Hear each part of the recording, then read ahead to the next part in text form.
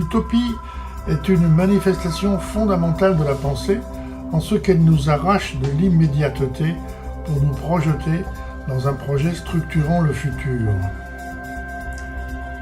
J'associe étroitement cette utopie à deux notions qui m'apparaissent cruciales, la responsabilité et la véracité du discours politique. Je pense que la défiance quasi généralisée à l'égard de la classe politique d'aujourd'hui est en partie le résultat d'une propension des politiques à se contenter de chimères. Je prétends qu'il y a des utopies qui ne sont pas des chimères et qu'elles sont nécessaires à la vie politique. Paradoxalement, je dirais qu'il faut de l'utopie pour que les politiques soient crédibles, mais il faut aussi que les citoyens sachent que leurs propositions sont plausibles. C'est une nouvelle manière de concevoir et de faire de la politique.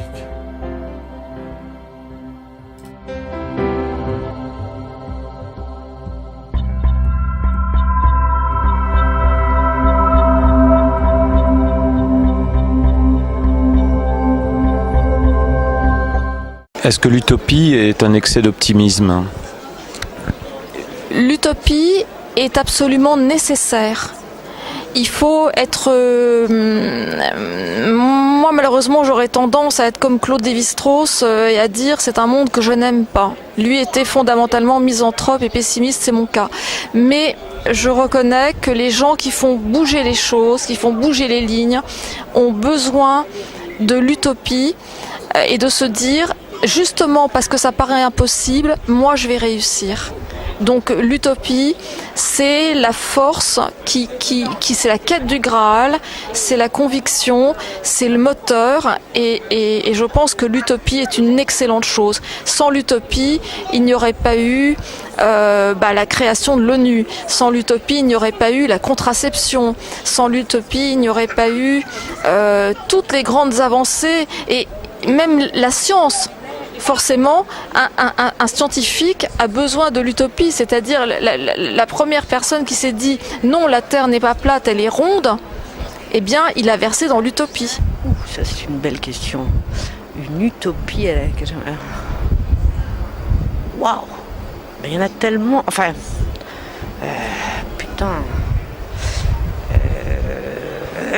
plus d'humour, plus de... c'est pas une utopie. Ouais, c'est vrai que les choses soient plus légères, que les rapports entre les gens soient plus simples. Mais enfin, ça, c'est un peu naïf et je sais pas. Oui, des choses plus transparentes. Oui, j'aime bien la transparence. Voilà.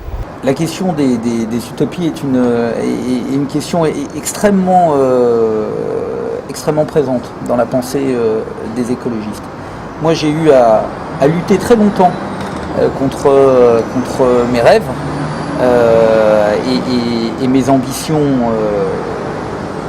pour l'humanité au sens large, avant d'accepter de prendre les responsabilités. Mais je pense qu'on est à un moment dans la société dans laquelle il faut construire le monde réel derrière son idéalisme. Donc mes utopies restent entières, c'est-à-dire que pour moi l'écologie est et reste la seule solution solidaire au XXIe siècle. La fraternité du XXIe siècle, les solidarités que nous avons portées à travers l'histoire, l'émancipation humaine, le rapport à la nature sont les vecteurs du monde viable d'aujourd'hui, mais surtout de demain. Donc, à un moment, je suis sorti de mes rêves pour essayer de construire. Je pense que ce qui fait la force de l'utopie, c'est justement que ce soit un objectif un peu immatériel qu'on a tous envie d'atteindre, sans pour autant que ce soit formidable s'il était atteint. Donc, je sais pas, ça me fait penser aux 68 arts qui rêvaient de renverser le capitalisme et de faire la révolution. Et in fine, leur révolution et leur utopie, ils l'ont réalisée, mais sans vraiment arriver à leur but ultime. Voilà, donc en soi, elle est réalisable et heureusement, et en même temps, heureusement qu'elle ne l'est pas. Voilà. Non seulement il y a une utopie qui est plausible, mais elle est nécessaire. Et l'utopie nous sert à avancer.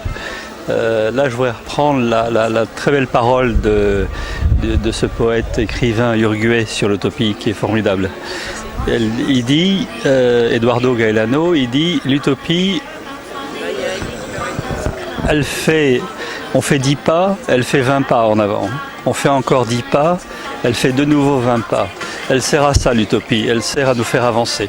On dit que l'utopie c'est pas réalisable, alors que finalement on sait bien que parfois peu de gens très décidés, avec un désir un petit peu comme ça, un peu affirmé, ça peut changer les choses et que en effet on peut penser que un petit groupe de gens qui se décident, effectivement toi on parlait du nucléaire, de porter ça haut et fort, que ça soit entendu au niveau de la société et ça peut changer les choses.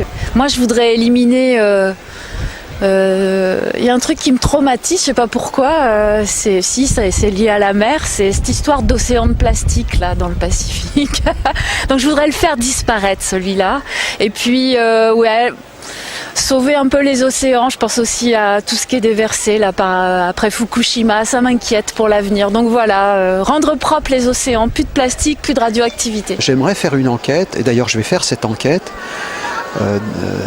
pour savoir combien de personnes arrivent à imaginer vraiment que nous vivons sur une planète.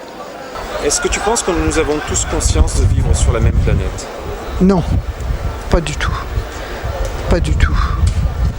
Je crois que c'est une idée nouvelle. Je crois que c'est la formation de l'idée nationale qui prévaut et que la conscience de vivre sur une même planète est une idée assez récente. Pour la planète, qu'elle ait un avenir. Et pour l'avenir, qu'il ait une planète.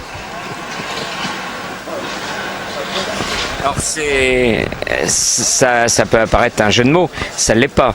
Je pense qu'on est face à des défis pour la planète qui sont des défis qui mettent en cause pas l'avenir de la planète, mais en tout cas l'avenir de l'humanité sur la planète. Et que donc, que ce soit la transformation complète des conditions de vie au travers de la crise climatique, au travers de la crise de la biodiversité, au travers de l'épuisement des ressources, au travers de tout ça, et que ce soit aussi du point de vue de l'humanité elle-même, sa capacité à gérer des situations difficiles et à ne pas sombrer dans des conflits qui mettent en cause l'existence de l'espèce humaine. Nous sommes un peu éparses. Nous sommes très éparses. L'univers, la planète est grande et à la fois petite. Et petite parce que, évidemment, on avait l'impression de la grandeur bien avant peut-être l'avènement des nouvelles technologies, parce que à l'époque, quitter d'un continent à l'autre, il fallait avoir les moyens, il fallait pouvoir se payer l'avion, c'était plus compliqué, et donc on s'écrivait plus avec des lettres, c'était pas les SMS d'aujourd'hui, donc on attendait la lettre, donc ça donnait vraiment une impression d'une planète immense, grande, qui va à l'infini. Je pense que c'est une chose, c'est essentiel, en tout cas dans l'engagement qui est le mien. Il y a ce truc là, cette idée qu'on est en but, on est dans un monde d'hyper-communication et on est en but à des forces financières très fortes qui concentrent les moyens de communication. Et un parti comme le nôtre, un mouvement comme le nôtre, doit se donner ses propres moyens et sa propre éducation à la communication et aux technologies. Moi, ça fait très longtemps que j'utilise les nouvelles technologies. C'est un instrument d'émancipation, c'est un instrument de libération, incroyable. Et il faut qu'on le transmette au peuple de l'écologie, comme on dit. Il faut qu'ils puissent se les approprier, parce que ça fait partie de notre ADN, de nous donner nos propres moyens d'émancipation. C'est vraiment un truc d'écolo. Le pari qu'on fait, nous, c'est qu'en formant les militants à pouvoir eux-mêmes monter un petit film, faire du son, ou produire un tract tout simplement, ou un site web, ou un blog, on pollinisera, comme on dit chez les écolos. C'est un mot que Cohn-Bendit nous a ramené, qui est un peu un néologisme, qui veut dire qu'à la manière des abeilles, on va faire passer l'écologie comme ça d'un voisinage à un autre.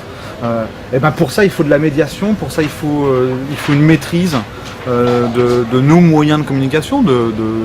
Alors ça passe par l'oral, ça passe par l'écrit, ça passe par tout ce qu'on veut. Mais voilà, alors ça c'est une des utopies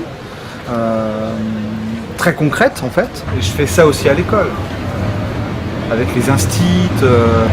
La plupart des instits ils sont comme n'importe qui, hein. Ils ne savent pas se servir d'une caméra, ils ne savent pas prendre du son. Et je le fais aussi là à l'école.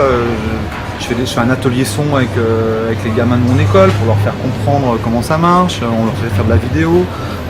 Parce que l'école peut être un instrument d'émancipation pour autant qu'on forme les instits à être des émancipateurs et qu'on les libère en fait de la contrainte technologique. C'est ça qui est compliqué.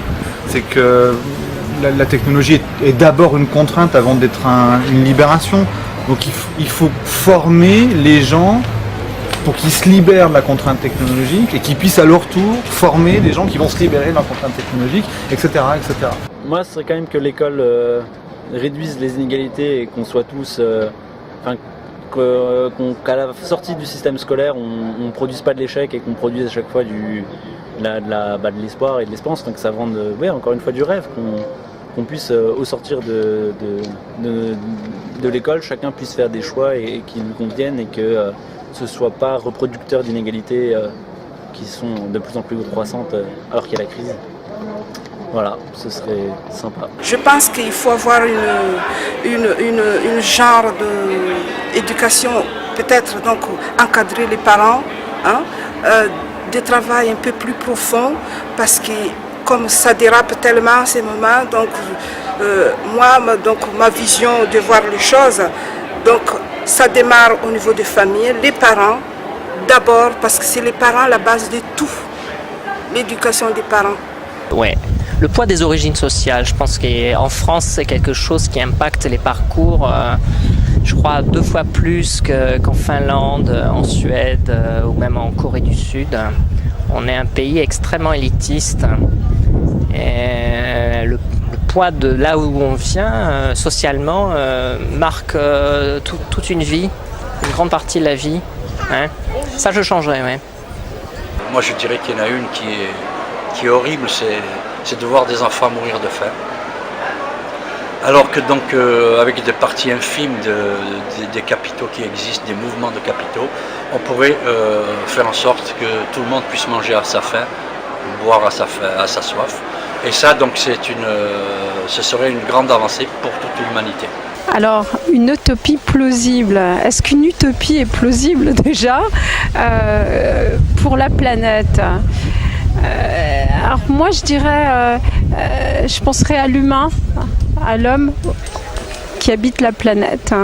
Et mon utopie plausible serait de plus avoir, dans le cadre de mon activité, des activités de plein de gens qui travaillent dans des mairies, de plus avoir au fin fond du couloir des gens qui attendent, qui passent la journée parce qu'ils ne savent pas où dormir le soir. Alors pour la planète, donc pour ceux qui habitent cette planète, que chacun puisse avoir un logement digne. Dans ton domaine d'activité, y a-t-il une utopie que tu aurais aimé voir se réaliser ? Pouvoir construire des logements sans manger des terres agricoles.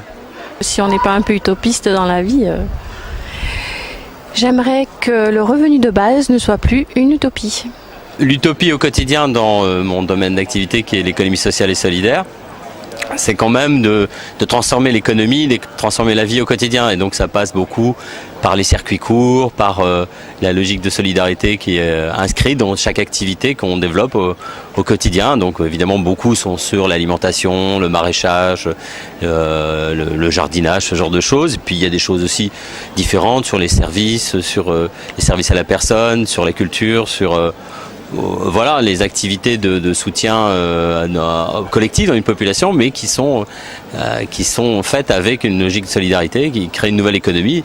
Et ça, c'est une utopie très réaliste, mais pour nous, en tout cas, pas pour la grande économie mondiale qui s'est fourvoyée, mais pour nous, c'est vraiment quelque chose qui est très concret, qui est très réaliste et en même temps qui fait rêver, donc qui est du domaine de l'utopie. En soi, je suis fortement investi sur changer notre modèle. Aujourd'hui, on a un modèle qu'on appelle l'économie linéaire, qui a que 150 ans dans l'histoire de l'humanité.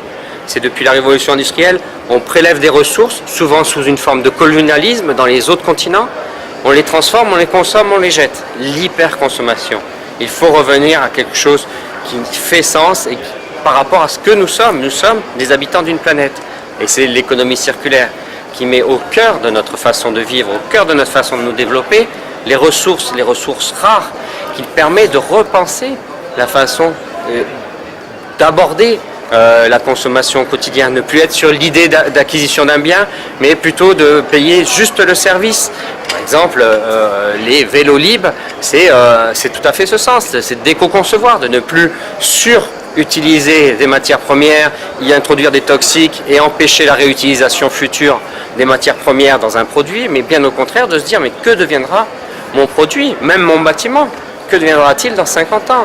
C'est penser aussi l'écologie industrielle, c'est-à-dire que des entreprises soient beaucoup plus liées les unes aux autres, que celles qui croient que ces déchets sont que des déchets, eh bien on lui trouve une entreprise, et ça existe, qui dit non, pour moi, ce sont des matières premières que je vais vous récupérer, et donc imbriquer les entreprises. Et puis il y a tout ce qui est autour de la réparation. On est dans une société du jeter. Eh bien, il faut qu'on aille dans une société de la réparation, de la réutilisation, de la capacité à transmettre à d'autres. Et in fine, le recyclage matière pour imaginer, mettre en place une régénération permanente, continue de la matière. Et ça, c'est une ambition globale, mais qui touche les territoires. Par exemple, dans notre territoire, 1,8 million d'habitants pour la métropole, eh bien, il y a une masse suffisante pour trouver notre propre matière en termes de plastique, en termes de métal, pour régénérer et refaire du plastique, pour refaire des bancs, par exemple, qui seraient utilisés ici sans aller chercher sur les autres continents la matière première nécessaire. Ça, c'est une révolution, parce que ça crée beaucoup d'emplois. Je pense que comme globalement il y a cet épuisement planétaire, localement il est urgent pour nous d'agir sur la protection de nos terres fertiles et sur la mise en place de circuits courts. Donc voilà, je pense que c'est le grand combat à mener. Je forme le vœu que les citoyens se rendent compte que le combat pour l'écologie, ça peut être aussi un combat d'abord industriel, parce que la transition écologique, c'est d'abord un projet industriel de grande envergure. C'est un programme pour la santé de chacun. Quand on participe à ces journées de formation, on constate que pas mal de citoyens, soit parce que les conditions sociales ne sont pas réunies, soit parce que ce ne sont pas leurs préoccupations, soit parce que la culture dominante n'est pas celle-ci, ne réalisent pas que nous vivons sur une terre qui est finie, avec un monde en pleine expansion, et qu'il faut impérativement changer de logiciel au niveau de notre façon de consommer, de produire, et également le rapport à l'autre. Le combat pour l'écologie, finalement, même si ça a l'air un petit peu utopique, c'est un combat pour la survie humaine. C'est l'arrêt des centrales nucléaires, la sortie du nucléaire et la sortie immédiate, sans perdre du temps avec des discussions, oui, non, oui, non, oui, non, c'est immédiat, puisque j'ai un passé assez lointain d'ingénieur nucléaire, je connais très bien la dangerosité des centrales et l'âge de ces centrales, et la possibilité d'un accident n'est pas nulle. D'ailleurs, elle est possible chaque jour. Mes utopies à moi, c'est vraiment justement l'autonomie énergétique. Et je me dis qu'en fait, si on mettait l'argent qu'on met dans le nucléaire sur la recherche et l'innovation, à tous les niveaux, on pourrait utiliser tout ce qui est soleil, et donc tout ce qui va avec, le vent, l'eau, bien sûr l'énergie solaire, pour fabriquer à chacun de nos niveaux, que ce soit les maisons, que ce soit au niveau des villes, que ce soit au niveau, vous voyez, des départements et des régions, on pourrait être complètement indépendant. Et en même temps, ça responsabiliserait les gens parce qu'ils seraient à la fois producteurs d'énergie et consommateurs d'énergie. Et donc je me dis, et pourquoi c'est pas possible ça?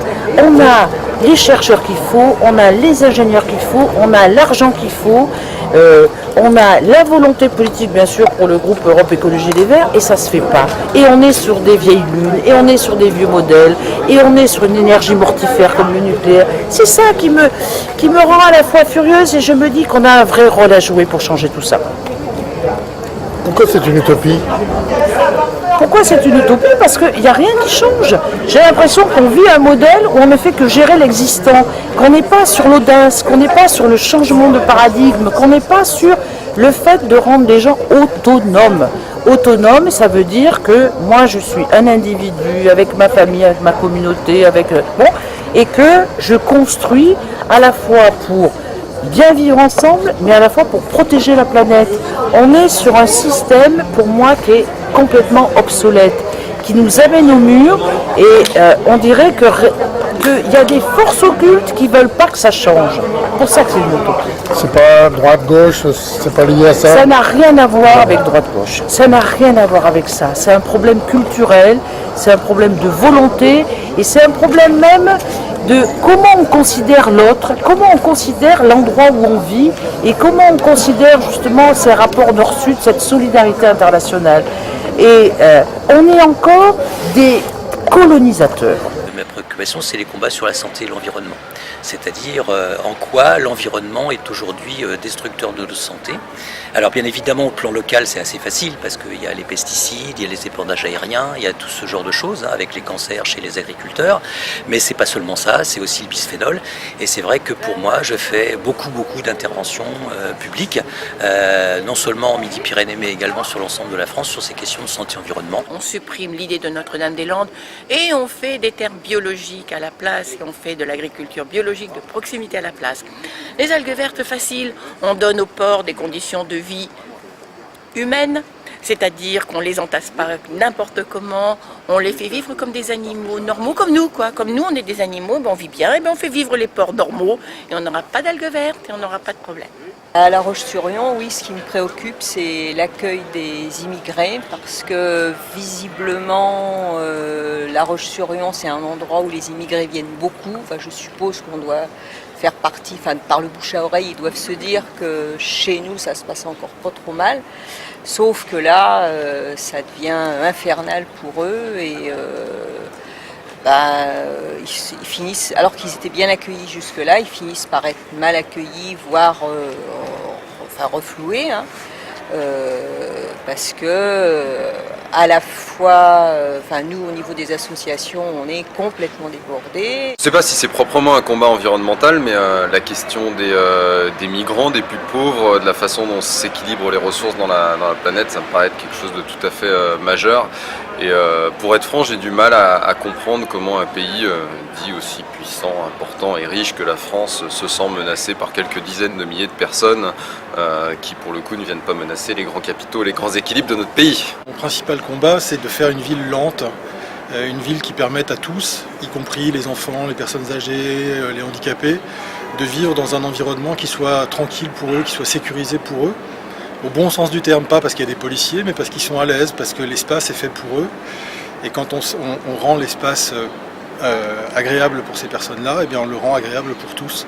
Et donc la ville lente, c'est une ville dans laquelle les voitures roulent plus lentement, voire il y a moins de voitures, voire pas du tout, et dans lesquelles on a plus d'espaces collectifs où on peut se rencontrer, où on peut discuter, où on peut aller lentement. Pour pouvoir bien lutter contre des combats globaux comme la lutte contre le changement climatique par exemple, je pense qu'il faut qu'on aille vers une Europe fédérale, plus solidaire. En ce moment, chaque État est un petit peu replié sur lui-même. Du coup, on n'arrive pas à travailler ensemble sur les questions énergétiques et climatiques et aller tous ensemble vers le même chemin.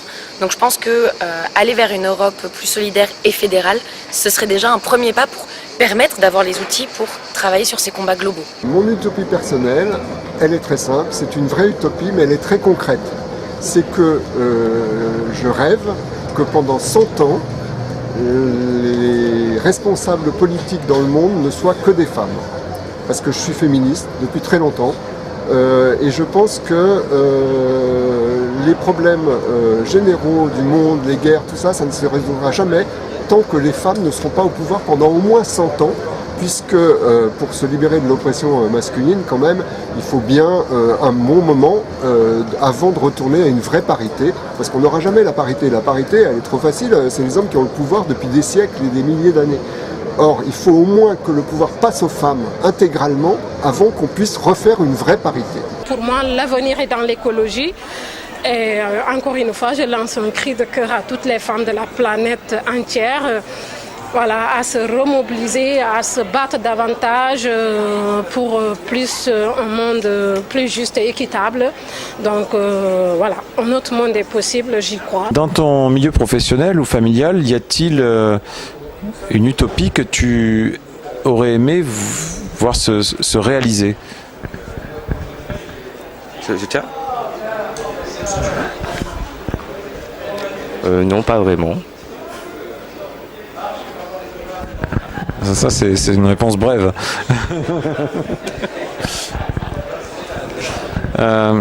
Pour l'avenir de la planète ou de l'humanité, y a-t-il selon toi un rêve réalisable?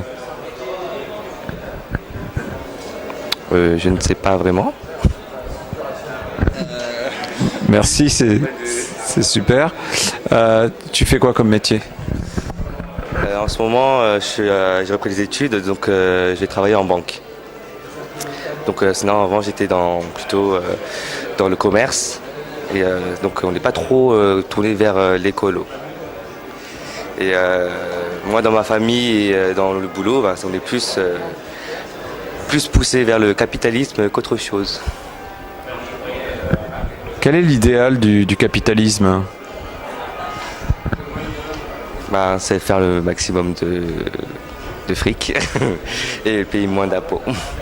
Dans ta vie amicale, familiale, professionnelle, est-ce qu'il y a une utopie que tu aimerais voir se réaliser? Oui, j'aimerais bien rajeunir. Et oui, mais parce que nous, ouais, attends, Pourquoi? Eh bien parce que je trouve que c'est la seule véritable non-liberté qu'on a. C'est celle de pouvoir tomber malade, de vieillir, de mourir. De toutes les autres libertés, dans le fond, c'est des choix personnels. C'est vrai, et mais ça c'est un rêve qui pour toi, mais pour l'humanité entière. Ah oui, c'est vrai. Ça serait extraordinaire. C'est vrai. Mais est-ce que c'est plausible? Est-ce que c'est pour toi? Tu voudrais une utopie réaliste? Bah oui, parce que notre sujet c'était l'utopie réalisable. Le problème, moi j'ai réalisé pas mal de rêves, j'ai fait pas mal de choses. J'ai fait beaucoup ce que j'ai voulu. Maintenant pour l'humanité, j'ai pas fait autant que ce que je voudrais, c'est sûr. Mais je fais ce que je peux.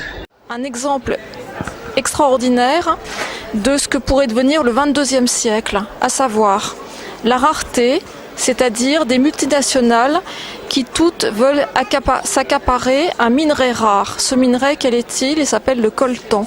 Ce coltan sert à la fabrication de tous nos téléphones portables. Et donc, il est essentiel. On ne peut pas aujourd'hui fabriquer un téléphone portable sans ce minerai rare. Pour accaparer ce minerai rare, il faut tuer les gens. Et pour tuer les gens, on commence par tuer les femmes, qui sont les reproductrices.